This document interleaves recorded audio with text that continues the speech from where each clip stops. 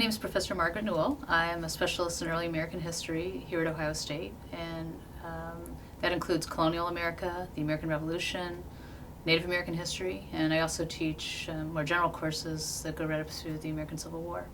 So in spring of 2015, I taught one of our capstone seminars, History 4005, Research in Early American History. And in that class, our history majors are expected to write substantive research papers based on primary source research. And it was a great class. People did a wonderful job, a lot of really innovative and I think original research they produced in that particular class. And Evin was one of the students who I thought did an outstanding job. My name is Evin Bachelor. I'm from Salina, Ohio, and I graduated from Ohio State in 2015, and I'm currently at the College of Law here at Ohio State pursuing a law degree. Kind of at the beginning of our class, we would go around the room and just kind of discuss proposals of things we were interested in and different topics that we could kind of see forming into a research question. So the topic I ended up choosing was kind of the development of Ohio's common school system. Basically, I started looking from the land ordinance of 1785 and then kind of tracing along the developments of how Ohio got a public education system through our Constitution in 1803, and then going on through the debates and the battles for what kind of system we should have, what it should look like, who's going to pay for it, and then finally I got to kind of toward the system that we have today.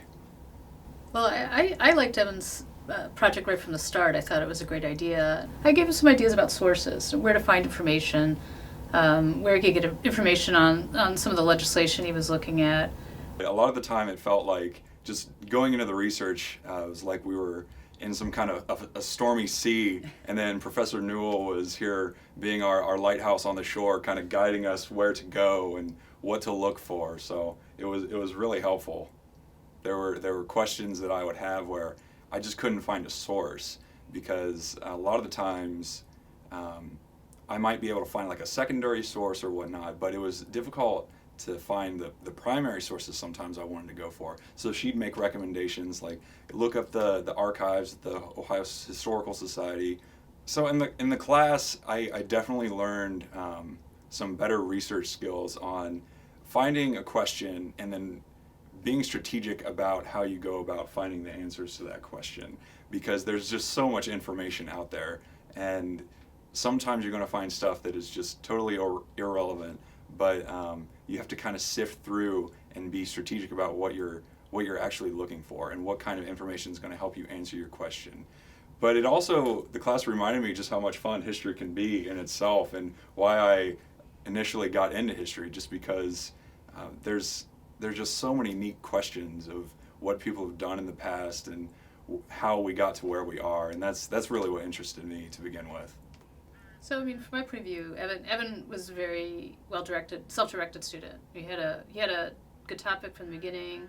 It was a doable topic. So a lot of our conversations were just about, well, here's what I know about the history. Here's what I know is going on in the colonial period. Here's some of the history that people in Ohio could have drawn upon. So I would just suggest, hey, what about legislation? What's going on in terms of, there were partisan politics then as now, and how did that affect this debate? Were there things in newspapers? In some ways, I think the most transferable sets of skills are really the more general ones about identifying problems. Once you've identified a problem, how do you go about finding the answers? So in other words, once I've identified a good question, how do I find the materials that I can use to answer that question? What kind of materials do I need to answer this particular kind of question? And then how do I write this up in a kind of coherent, persuasive, targeted way? How do I use evidence? How do I make a point and then I prove the point? That's essentially what we try to do. That can come in handy in lots of different fields. Well, I can say that taking your class was probably the most preparation I got for going to law school than almost any of my other classes. Because that's a lot of what law school is. Is you're presented with a question, and there's so much material out there, and you're trying to find what what's going to answer my question?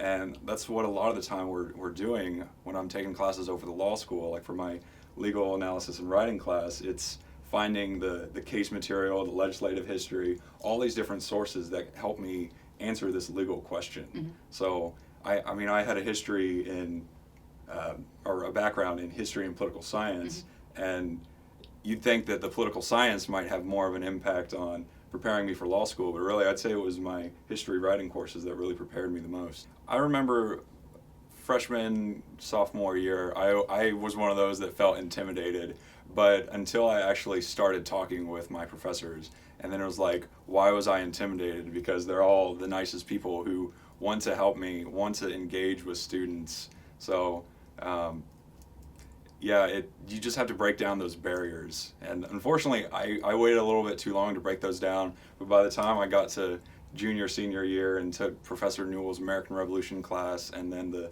4005, you know, it was a lot of fun going to office hours and whatnot and having those conversations. Well, one of the things I require in this class and several of my other classes where students do research is that everybody prepare a poster and be ready to present on it. So the students have been presenting their ideas all the way through the term, as Evin said. So they had, and I often paired them to read each other's bibliographies, research proposals, rough drafts, etc. But you know, these were the finished products, and they changed a lot over the course of the term. And they also invited some guest judges, several graduate students in the history department, some people from the community, and some professors from the history department who came and walked around and asked the students questions. So everybody set up their posters, and then the students also had an opportunity to go by and talk to their classmates and hear a little bit more about the finished project and how things had changed along the way. And people did. I thought that was a fun event. My colleagues were very impressed. Several of them were really taken with these projects and felt that they had made an original contribution, and Evans was one of those.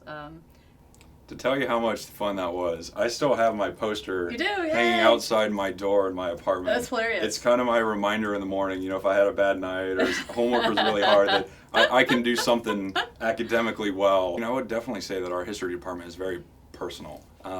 All the professors are so knowledgeable in what they do. Most of my history classes were military history, and like the professors, they were experts. They know directly what was going on in those wars through all of their research themselves.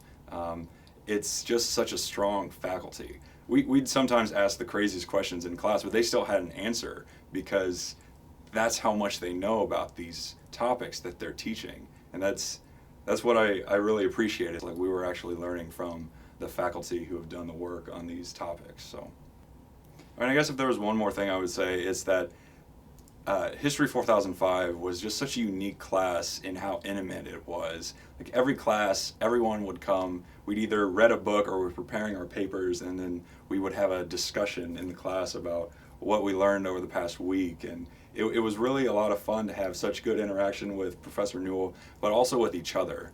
Like when we did our peer reviews of each other's papers, that was a unique opportunity to see what kinds of questions would my peers have if they were reading this paper. And for me, it also helped me to kind of come up, how can I help my peers do better on their research? So it really was a fun class. Thank you.